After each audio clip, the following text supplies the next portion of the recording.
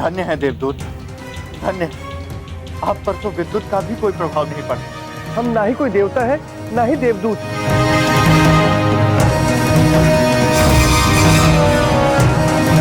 आप देवता नहीं हैं? नहीं, ये असंभव है। इतने चमत्कार कोई साधारण मनुष्य कर ही नहीं सकता। कुछ समय पूर्व भी आप दोनों पर आकाशीय विद्युत का कोई प्रभाव नहीं पड़ा। वास्तविकता में हम ऋषि रत्नाकर के शिष्य थे, किंतु हमें तो ऋषि रत्नाकर ने ही बताया था हमारे गांव पर 2 देवों का आशीर्वाद है और वही हर विपदा में हमारी रक्षा करते हैं। किंतु हम वो नहीं है। हम तो ऋषि रत्नाकर के आश्रम में शिक्षा प्राप्ति के रहते थे।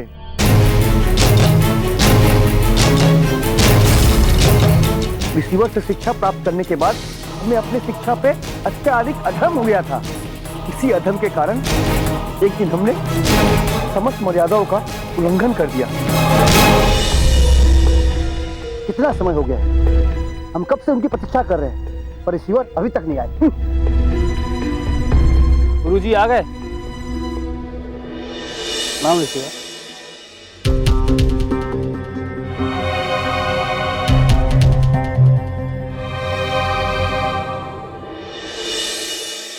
रिसीवर आए हैं और तुम बैठे हो, उन्हें प्रणाम तो करो। प्रणाम उन्हें किया जाता है जिन्हें हमसे अधिक ज्ञान हो।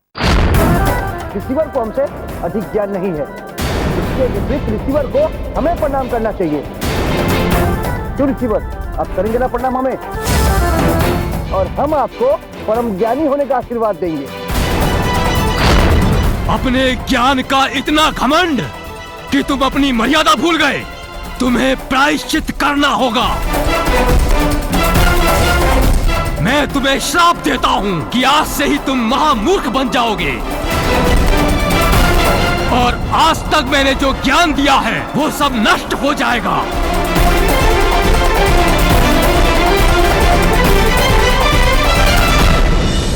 नहीं नहीं रिसीवर, ये आप क्या कर रहे हैं? हमसे बड़ी त्रुटि हो गई है, हमें क्षमा कर दीजिए। कृपा करके आप ये शराब पुनः ले लीजिए। हमें मूर्ख नहीं बनना रिसीवर। हम बिना ज्ञान के किधर जाएंगे? ज्ञान के बिना व्यक्ति का हर और तिरस्कार और अपमान होता है। हमें क्षमा कर दीजिए, क्षमा कर दीजिए। मैं चाहकर भी इस श्राप को समाप्त नहीं कर सकता, किंतु मैं तुम्हें एक और आशीष दे सकता हूं कि जिस दिन किसी गांव के सारे लोग सामूहिक रूप से पूजा करके शंखनाद करेंगे, उसी क्षण तुम श्राप मुक्त हो जाओगे।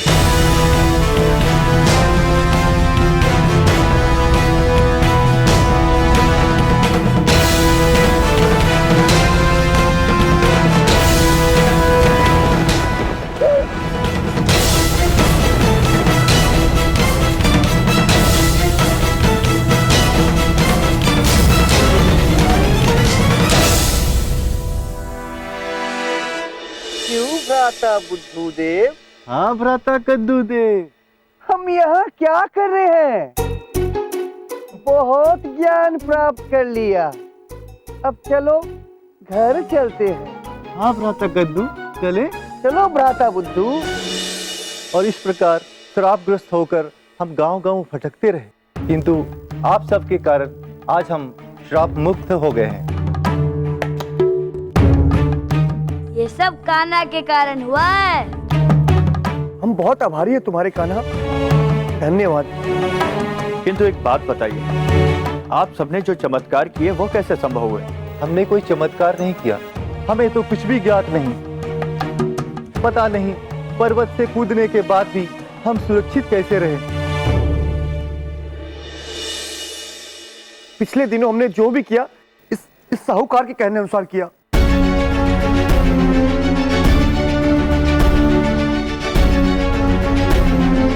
क्षमा कर दो मुझे। नंद जी, ये लीजिए आपकी पकड़ी, मैं इसके योग्य नहीं हूं, ले लीजिए।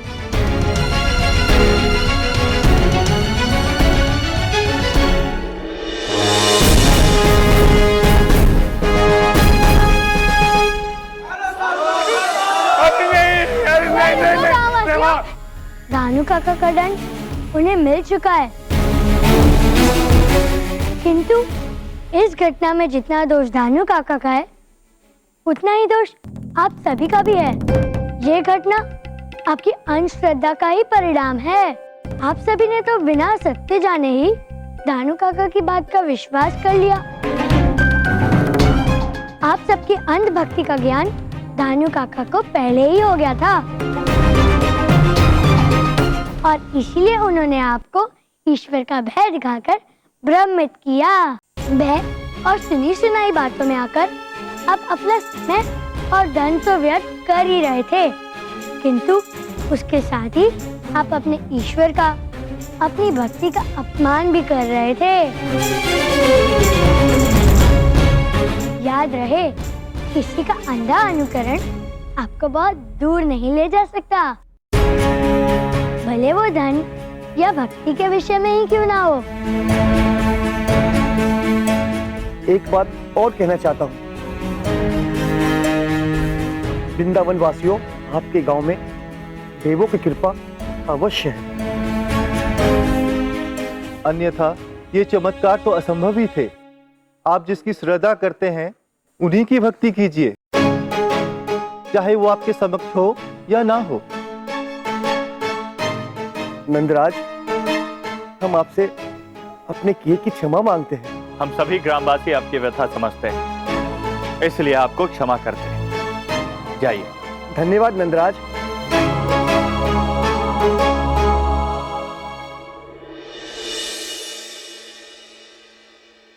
यशोदा, किंतु एक बात अभी भी समझ में नहीं आ रही। ऋषि रत्नाकर ने 2 देवों के विषय में बताया था, वो कौन है? पता नहीं यार, किंतु वो जो भी देव है उनकी असीम कृपा है हम सब पर। हम सबको मिलकर उनका नमन करना चाहिए।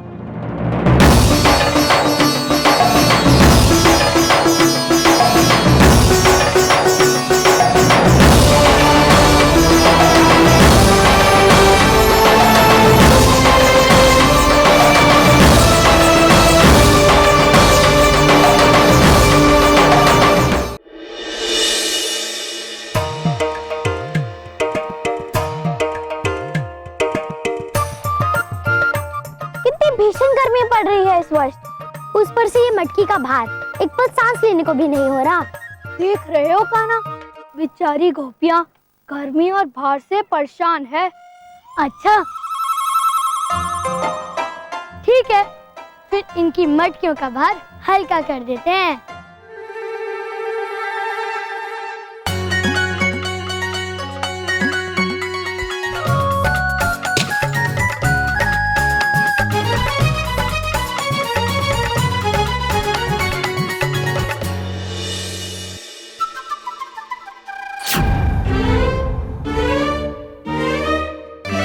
दुष्ट हो तुम कान्हा, ये सब क्या किया? मेरा सारा परिश्रम मिट्टी में मिला दिया। अच्छा, अब सहायता करो। तब भी दुष्ट, तुम गर्मी से परेशान थी और बाहर से भी, तो मैंने ये गुलेल चलाई तो मटकी फूट गई। उसके कारण तुम्हारा भार भी कम हो गया और गर्मी भी। जीवन की सबसे बड़ी पीड़ा तो तुम हो। एक ये सूर्य नहीं संतोष की सांस लेने देता है, दूसरे तुम किसी काम के नहीं हो। सूरज तन जलाता है और तुम मन। अब मेरा क्रोध तुम सूर्य पर क्यों निकाल रही हो? क्यों ना निकालूं? अरे आवश्यकता क्या है इतना जलने की? मनुष्य बेचारा कुछ करने योग्य नहीं बचता, किंतु वो जलकर प्रकाश भी तो देता है ना राधा। प्रकाश तो हम दीपों से भी कर लेते हैं। भगवान करे कल से सूर्य निकले ही नहीं।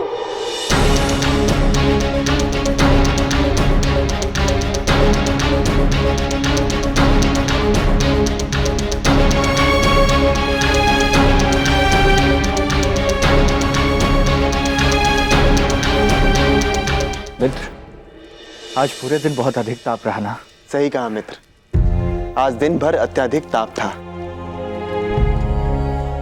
आज आपकी बिटिया राधा ने भी वन में बड़ी समझदारी की बात की थी। किंतु मित्र, ऐसा क्या कहा राधा ने? मित्र, यही कि सूरज ना होता तो कितना अच्छा होता।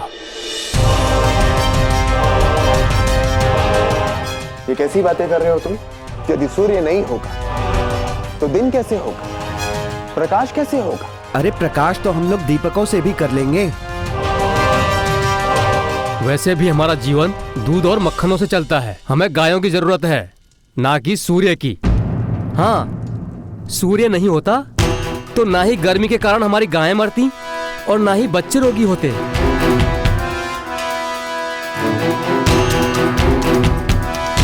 भगवान करे सूर्य निकले ही नहीं, पर यह सब सोचकर भी क्या लाभ, सूरज तो निकलेगा ही ना।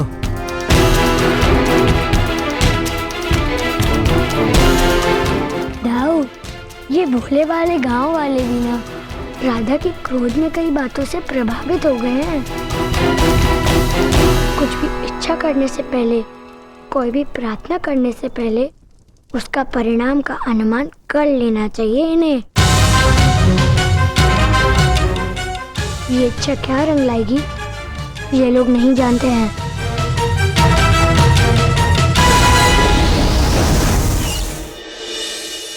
प्रणाम देव ऋषि। प्रणाम सूर्यदेव। कहिए, कैसे आगमन हुआ? हमारे आगमन का कारण आपकी चिंता है। आप इतनी गंभीर मुद्रा में क्यों? आपसे क्या छुपा है देव ऋषि? मैं स्वयं जलता हूं ताकि दुनिया को प्रकाश दे सकूं, वनस्पति उगे और सारे प्राणियों को भोजन मिले। परंतु वृंदावन वासियों को लगने लगा है कि मेरी उपस्थिति उनके जीवन में कष्ट ला रही है। वे तो ये प्रार्थना कर रहे हैं कि मेरा उदय ही ना हो। नारायण नारायण। सूर्यदेव, आप भी भोले भाले मनुष्य की बातों का बुरा मान रहे हैं, उनसे रुष्ट हो रहे हैं। मुझे बुरा उनकी बातों का नहीं लगा, मुझे बुरा इस बात का लगा कि स्वयं नारायण अपने लीला रूप में वहां उपस्थित थे, परंतु फिर भी उन्होंने मेरा पक्ष क्यों नहीं लिया? नारायण नारायण। अब वे तो लीला पुरुषोत्तम है, उनकी लीला वे स्वयं जाने। किंतु हाँ सूर्यदेव, आप अधिक विलंब न करें, शीघ्र हमारे साथ प्रस्थान कीजिए। देवराज इंद्र हमारी प्रतीक्षा कर रहे हैं, देव सभा प्रारंभ होने वाली है। नारायण नारायण। समारोह आरंभ हो।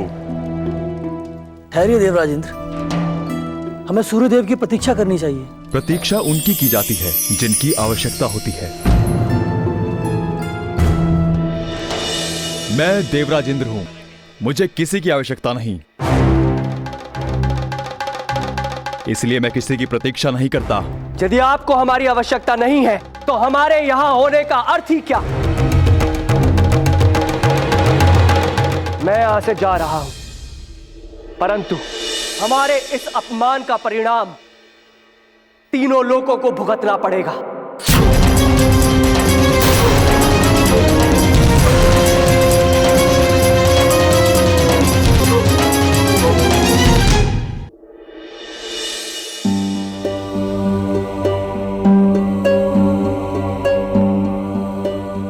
हे प्रभु, ये क्या हो गए, किंतु अब तक अंधेरा छाया हुआ है। सूर्योदय क्यों नहीं हुआ? अरे ये क्या हो रहा है? इतना अंधकार क्यों है अब तक? कहीं सूर्यदेव रुष्ट तो नहीं हो गए? नहीं नहीं, ये वरदान है। हम गांव वाले इन मशालों के प्रकाश से काम कर लेंगे। हमारे चारों ओर विशाल वन है, लकड़ियों की कमी नहीं होगी। कम से कम इस भीषण ताप से तो मुक्ति मिलेगी। क्यों भाइयों? हाँ, सही कह रहे हो, सही कह रहे हो।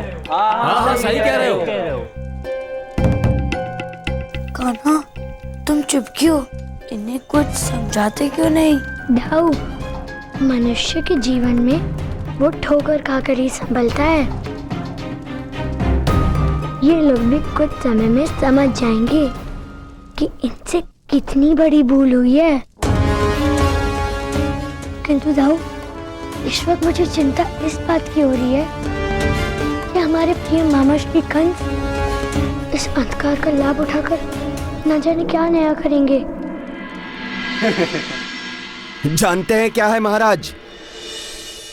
ये धूम्रासुर है, धूम्रासुर। इसे स्वयं महाकाली का वरदान प्राप्त हुआ है कि अंधकार में ये अमर रहेगा महाराज।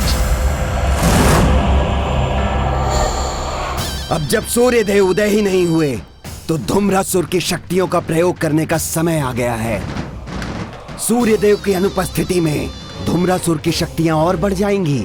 अब इसे कोई परास्त नहीं कर सकता, इसीलिए गुरुदेव ने मुझे यहाँ भेजा है।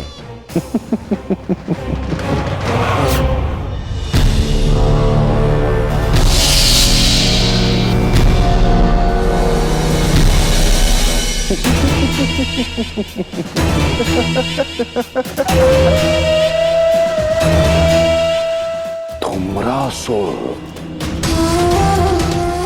तो अब ये करेगा कृष्णों का संहार।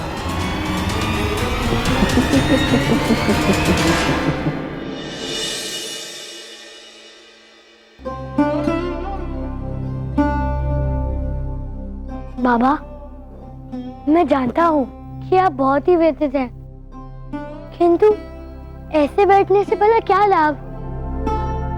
किंतु क्या करूं लल्ला, मुझे इस समस्या का कोई हल सूझ ही नहीं रहा है।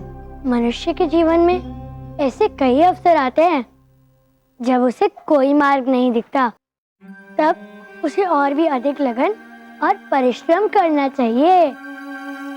बाबा, कभी कभी समय ही किसी समस्या का सबसे अच्छा समाधान होता है।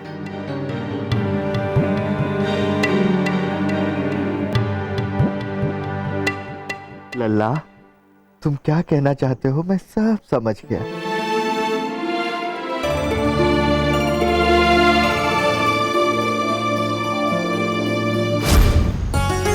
कितना आनंद आ रहा है। सूर्य की गर्मी ना होने से वातावरण कितना सुहाना और शीतल है। अब दिन भर लुक्का छुपी खेल सकते, अंधकार में बड़ा आनंद आएगा। मैं आंखें बंद करता हूँ, तुम सब छुपो। अब चारों ओर अंधकार का साम्राज्य है। दिन और रात की कोई सीमा नहीं। अब मैं तय करूंगा कि कार्य कब करना है और विश्राम कब करना है। दिन और रात का बंटवारा पहले सूर्य देव करते थे, अब मैं करूंगा, मैं सेठ धनुपति। ये धनपति भी ना सबसे विलक्षण जीव है। जीव नहीं, जल्लाद है। हर किसी में अपना लाभ ढूंढ ही लेता है।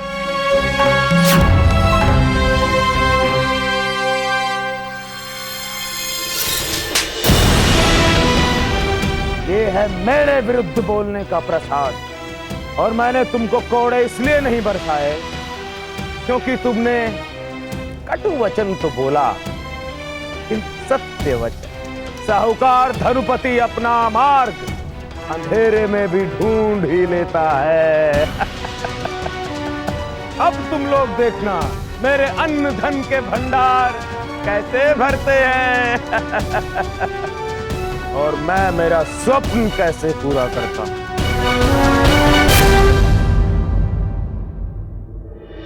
नारायण नारायण। प्रणाम देवराज इंद्र। क्या हुआ?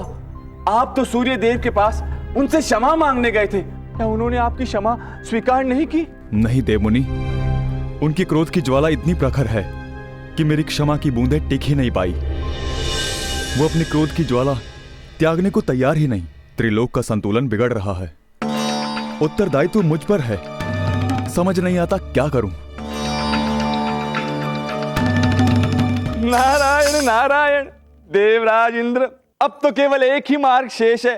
एक ही मार्ग, एक ही है जो इस समस्या का समाधान निकाल सकते हैं।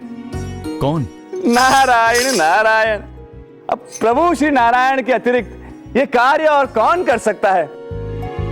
प्रभु श्री नारायण के 8वें अवतार प्रभु श्री कृष्ण, वे ही एकमात्र हैं, इकलौते जो इस समस्या का समाधान निकाल सकते हैं, जो कुछ कर सकते हैं। नारायण नारायण। क्या हुआ मित्र, क्यों रो रहे हो? जो लूट गया हो तो रोएगा ना नंद जी। हमारी गाय वन में घास चढ़ रही थी, लौटते समय अंधकार का लाभ उठाकर डाकुओं ने लूट लिया। हम तो जैसे तैसे लौट आए, पर अब भी हमारे कई साथी जंगल में भटक रहे हैं प्रकाश के बिना। मित्र, थोड़ा सा धैर्य रखो। वृंदावन वासियों, सभी लोग अपनी अपनी मशालें तैयार करो। हम सब अपने भाइयों को ढूंढने के लिए चलेंगे। और हाँ, कोई भी अपने आप को अकेला ना समझे, हम सब एक हैं। बोलो राम चलावन, श्यामा, संज्ञा!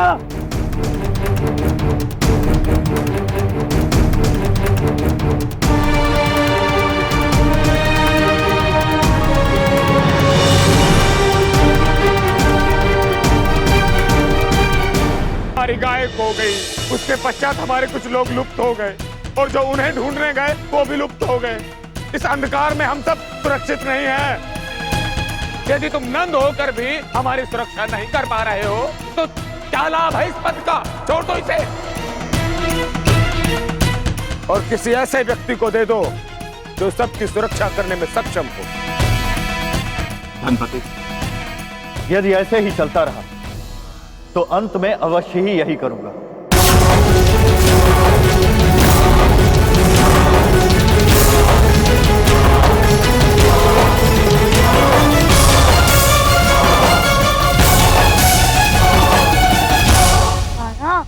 हमें इन्हें यहाँ क्यों ले आए? इन चमगादड़ों से हमें क्या लाभ? दाऊ, ये चमगादड़ नहीं है, ये वो हैं जिन्हें ढूंढने बाबा और अन्य लोग गए थे। तो फिर कान्हा, ये सब चमगादड़ कैसे बन गए? दाऊ, ये कुछ मामा श्री की कृपा है। उन्होंने धूम्रसुर नाम का एक दानव भेजा है, उसी ने सबकी ये दशा की है। मैं उस दानव का अंत कर दूंगा। नहीं दाऊ, शांत हो जाइए, यही तो सबसे बड़ी चिंता का कारण है। अंधकार में कोई भी उसका वध नहीं कर सकता, उसे माँ काली का वरदान प्राप्त है और जब तक सूर्यदेव उदित नहीं होंगे तब तक वो अजय है।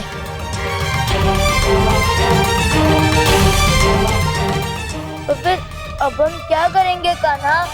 इस समय हमें इनकी रक्षा करनी होगी दाऊ, और प्रतीक्षा, ये चमगादड़ से फिर से मनुष्य कब बनेंगे?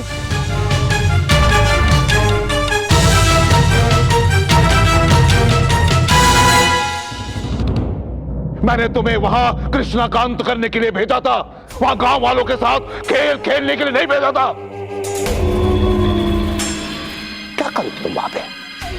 चमगादड़ बना रहे थे सबको, लज्जा नहीं आई तुम्हें? आवश्यकता थी महाराज, क्योंकि गांव में मशालें जल रही थी और प्रकाश की उपस्थिति में मेरी शक्तियां दुर्बल हो रही थीं। इसीलिए मैंने यह योजना बनाई और गांव वालों को जंगल से अपहरण करके उन्हें चमगादड़ बना दिया। अब गोकुल वाले सब बुरी तरह से भयभीत हैं महाराज। अब वो जंगल में कभी नहीं आएंगे और गांव में शेष लकड़ियां शीघ्र ही समाप्त हो जाएंगी। सारा गोकुल होगा अंधकार में, तब मैं करूंगा अपना प्रहार। आपके काल समेत मैं उन सबको मार दूंगा जिन्होंने आपके काल को शरण दी है महाराज। प्रसन्न हुआ मैं। तुम्हारे भीतर शक्ति भी है और साथ ही साथ बुद्धि भी है। बुद्धिमान असुर हो तुम। तो ठीक है, आज्ञा दी, जाओ उन्हें जो बनाना है बनाओ, चमगादड़ बनाओ, मकड़ी बनाओ, परंतु एक बात का स्मरण रहे कि कृष्णा तुम्हारे चाल में फंसना चाहिए।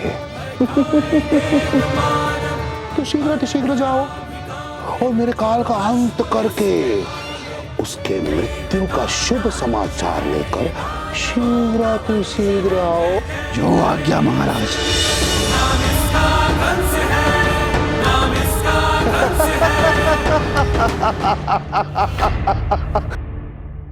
अब क्या करें? लुक्का छुपी खेलने से भी उब गए हैं। यमुना किनारे खेले हुए कितना समय हो गया है ना। हाँ, पर हम यमुना किनारे नहीं जा सकते क्योंकि पूरे गांव में अंधकार है, तो हमें गांव में ही बैठे रहना होगा। शरीर में थकावट सी रहने लगी है, नींद भी पूरी नहीं होती, शरीर का संतुलन बिगड़ रहा है, अनुमान ही नहीं लग रहा कि कब सोना है कब जगना। कृष्णा, ये सब मेरे कारण हो रहा है। ना मैं वो मूर्खता भरी बातें करती और ना ही सूर्यदेव मुझसे रुष्ट होते। मनुष्य से भूल होना स्वाभाविक है राधा, परंतु भूल होने के पश्चात पश्चाताप करने से सब कुछ ठीक हो जाता है। तो बताओ मुझे, मैं क्या करूं? मैं कुछ भी करने को तैयार हूँ। नंदराज जी, ठंडक बढ़ती जा रही है। इस शीतलहर से पशु और हमारे बच्चे व्यथित हैं। गर्म कपड़े पहनने के बाद भी हम ठंड से नहीं बच पा रहे हैं। और तो और अब हमारे पास लकड़ियां भी कम बची है। वन में लाने भी नहीं जा सकते, क्योंकि वन में जाने वाला पुनः लौट के नहीं आ सकता। अब कोई भी वन में नहीं जाना चाहता। अब आप ही कोई उपाय बताइए। मित्रों, मैं भी इस समस्या का हल खोज रहा हूँ और मुझे पता है मुझे शीघ्र अतिशीघ्र इस समस्या का हल ढूंढना होगा। किंतु मैं आप सबसे क्षमा प्रार्थी हूँ। मैं अभी तक इस समस्या का हल ढूंढ नहीं पाया। क्या कोई हल नहीं मिल पा रहा अभी तक? अरे किस बात के ग्राम प्रमुख हो तुम? यदि समस्या का समाधान नहीं कर सकते हो तो छोड़ दो ये पदवी। इसके योग्य नहीं हो तुम। खटपति, यदि तुम्हारे पास समस्या का समाधान है तो तुम मुझे बताओ। मैं अभी और इसी क्षण अपने पद का त्याग करूंगा और ग्राम प्रमुख की पदवी तुम्हें दे दूंगा। इस समस्या का हल है मेरे पास, तभी तो बोल रहा हूं।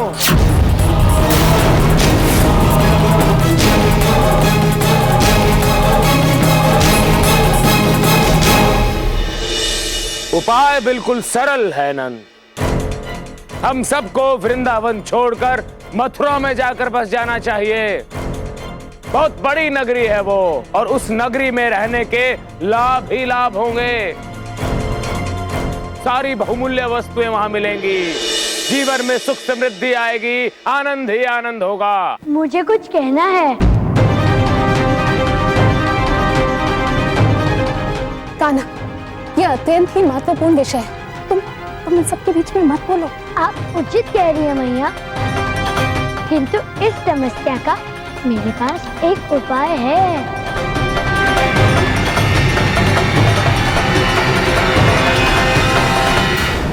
अंतिम निर्णय आप सभी का ही होगा। यशोदा, शांत हो जाओ। हो सकता है लल्ला के पास कोई उपाय हो। लल्ला, कहो क्या कहना चाहते हो? बाबा, मैं ये कहना चाहता हूँ कि ये समस्या शीघ्र ही अत्यंत विकट रूप लेने वाली है। बिना सूर्य के हमारा गांव जमकर हिम में परिवर्तित हो सकता है। साथ साथ ये पेड़ पौधे, जल स्रोत और जीव जंतु हमारे साथ साथ ही हिम में परिवर्तित हो जाएंगे।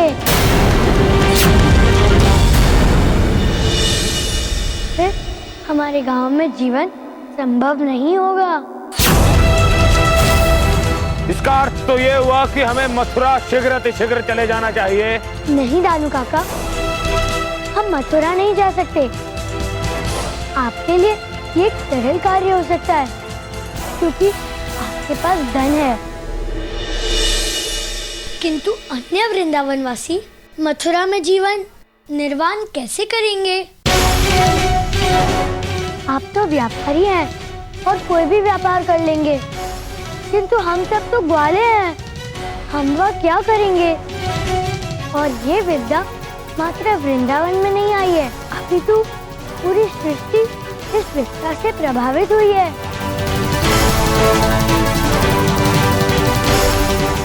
और हमारे पास इसका कोई समाधान नहीं है। ये क्या कह रहे हो तुम? है? यदि तुम्हारे पास कोई समाधान नहीं था तो हमारे बीच में क्यों बोल रहे हो तुम? हमारा समय व्यर्थ क्यों किया तुमने? इसका समाधान सूर्य देव के पास है। यदि हमसे फिर से प्रसन्न हो जाए तो सब कुछ पूर्व की बात ही हो जाएगा।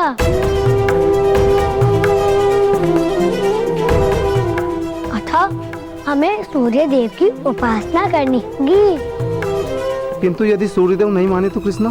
भगवान और भक्त का संबंध ठीक पिता और पुत्र के संबंध की बात ही होता है। भगवान अधिक समय तक कभी अपने भक्त से रुष्ट नहीं रह सकते। यदि पुत्र सच्चे मन से पिता से क्षमा मांगे तो पिता क्षमा कर ही देते हैं ना। ठीक वैसे ही यदि हम भगवान से सच्चे हृदय से क्षमा मांगे तो वो भी हमें क्षमा कर ही देंगे। यदि सूर्य की उपासना के पश्चात भी स्थिति नहीं सुधरी तो तुम क्या करोगे? धनपति, सूर्यदेव अवश्य ही प्रसन्न होंगे, और यदि सूर्यदेव प्रसन्न नहीं हुए तो मैं अपने पद का त्याग कर दूंगा और तुम्हें ग्राम प्रमुख बना दूंगा। उसके बाद तुम जो भी समाधान करोगे हम सब वृंदावनवासी मानेंगे। तो ठीक है, मैं अभी से मान लेता हूं कि मैं ग्राम प्रमुख हूं, और मुझे पूरा पूरा का पूरा भान है उपासना से कुछ नहीं होगा, कुछ नहीं होगा पूजा पाठ से, बस समय व्यर्थ होगा। यशोदा, पूजन की तैयारी आरंभ करो। जी आर्य, अब बिल्कुल सही कह रहे हैं।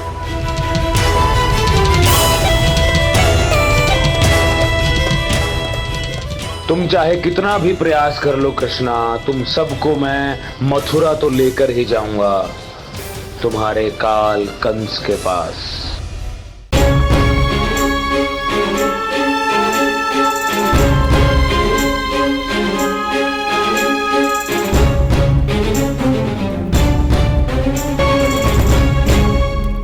क्या सोच रहे हो मित्र? मुझे पूर्ण विश्वास है कि प्रार्थना से सूर्यदेव अवश्य प्रसन्न होंगे। मुझे भी पता है पूजन के बाद सूर्यदेव अवश्य प्रसन्न होंगे, किंतु ये इतनी सी लकड़ियां बची हैं, इस अंधकार में और इस भयानक सर्दी में हम पूजन कैसे करेंगे? यदि लकड़ियां समाप्त हो गई तो हमारे लिए पूजन करना असंभव हो जाएगा।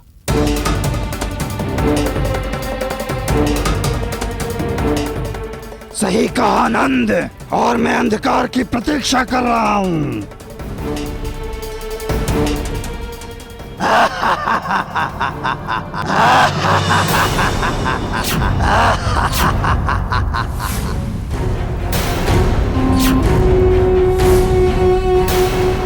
इस प्रकाश के कारण ही तुम सब जीवित हो, किंतु कब तक?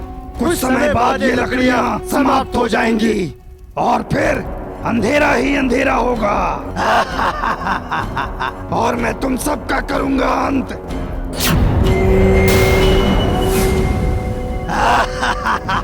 तुम ऐसा नहीं कर सकते। मैंने तुम्हारा क्या बिगाड़ा है? और वैसे भी हमारे वृंदावन पर बहुत अधिक विपदाएं हैं। मुझे कृष्णा चाहिए। नहीं, मैं अपने पुत्र को कहीं नहीं भेजूंगी। तुम चाहे जो भी हो, किंतु मेरा पुत्र तुम्हारे पास कभी नहीं आएगा। मैया, मुझे वृंदावन की रक्षा के लिए वन में जाना ही होगा।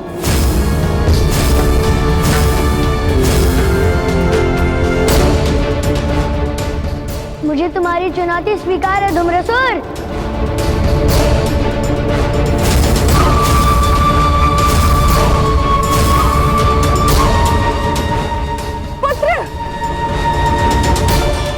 नहीं पुत्र, तुझे कहीं भी जाने की कोई आवश्यकता नहीं है। पुत्र, मैं हूं ना यहाँ, तेरे बाबा है, सारे वृंदावन वासी है। हम सब मिलकर इस समस्या का कोई उपाय निकाल लेंगे, क्योंकि तुझे वहां जाने की कोई आवश्यकता नहीं है।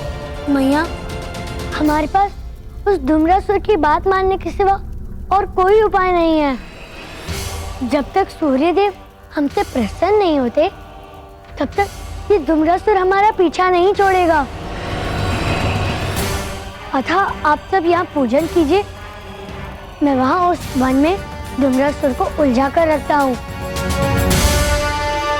जाओ पुत्र, मुझे तुम पर पूर्ण विश्वास है, तुम्हें कुछ नहीं होगा।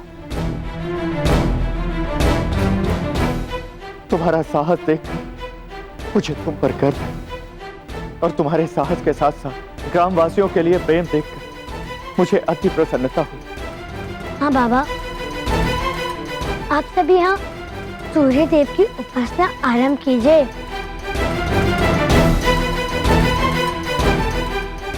कान्हा,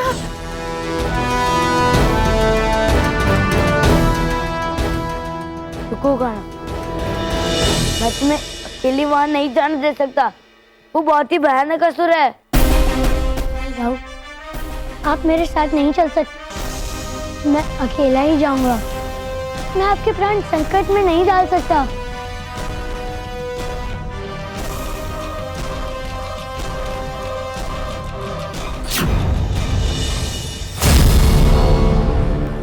धूम्रासुर, मैं आ गया हूँ।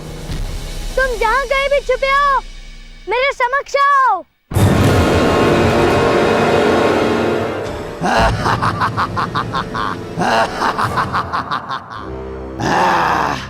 सुना था तू बड़ा साहसी है बालक, लेकिन आज अपने नेत्रों से भी देख लिया, किंतु यही साहस तुम्हारे अंत का कारण बनेगा।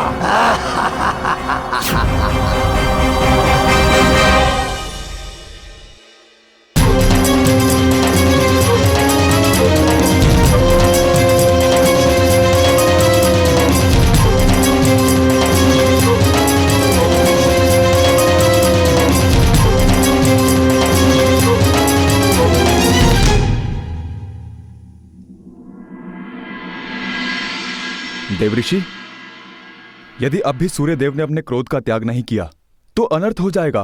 नारायण नारायण, सत्य कह रहे हैं आप देवराजेंद्र। सूर्य देव को मान जाना चाहिए। युगों से अंधकार ने प्रकाश पर विजय पाने की लालसा रखी है।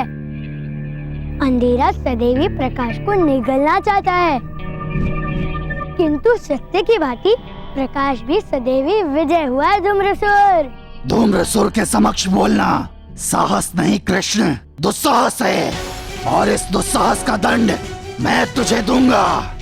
अब तक जो भी हुआ हो, किंतु इस बार सिर्फ अंधकार की जय होगी। कृष्ण, सिर्फ अंधकार की जय। हा हा हा हा हा हा हा हा।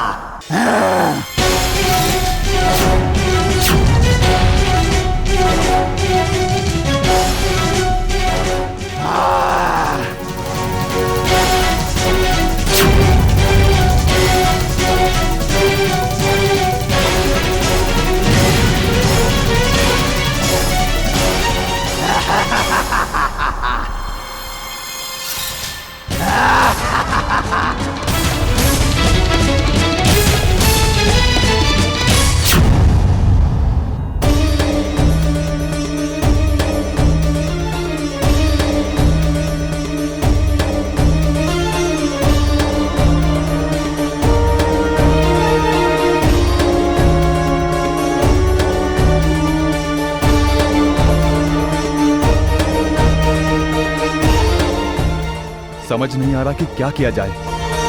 नारायण नारायण, इंद्रदेव, सूर्यदेव तो वृंदावन वासियों की प्रार्थना भी स्वीकार नहीं कर रहे।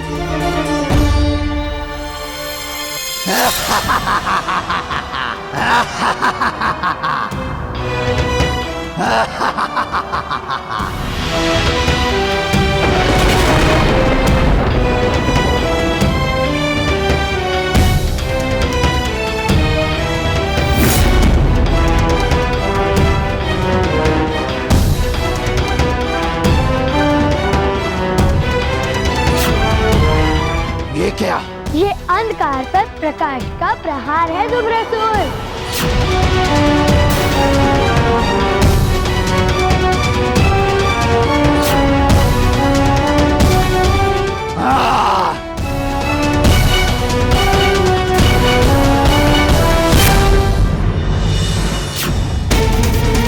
अब तुम नहीं बचोगे कृष्ण।